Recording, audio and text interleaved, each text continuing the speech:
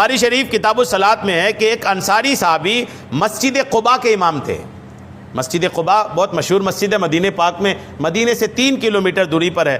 آقا پیدل جاتے تھے اس مسجد میں. بڑی پیاری مسجد ہے، 2 رکعت نماز پڑھنے کا ثواب 1 عمرے کے برابر ہے. مسجد قباء کے امام صاحب تھے. وہ کیا کرتے تھے؟ ان کی عادت تھی کہ الحمد ختم کر کے پھر اس سورت کو پڑھتے، پھر جون سی سورت پڑھنی ہوتی یا جہاں سے چاہتے قرآن پڑھتے. ان کی عادت تھوڑی الٹی تھی.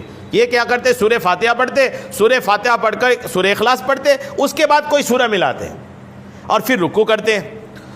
اور ایک دن مقتدیوں نے کہا کہ آپ سورہ اخلاص کو پڑھتے ہیں پھر دوسری سورت پڑھتے ہیں، تو آپ صرف اسی کو پڑھیے یا چھوڑ دیجئے، دوسری سورت ہی پڑھا کیجئے.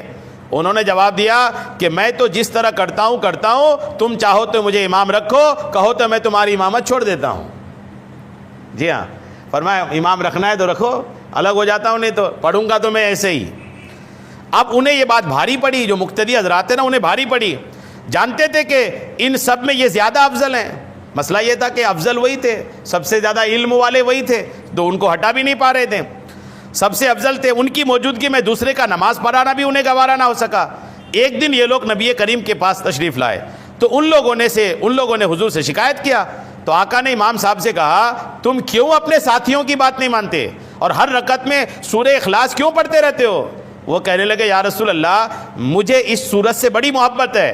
تو آقا نے فرمایا اس کی محبت تجھے جنت میں پہنچا دے گی.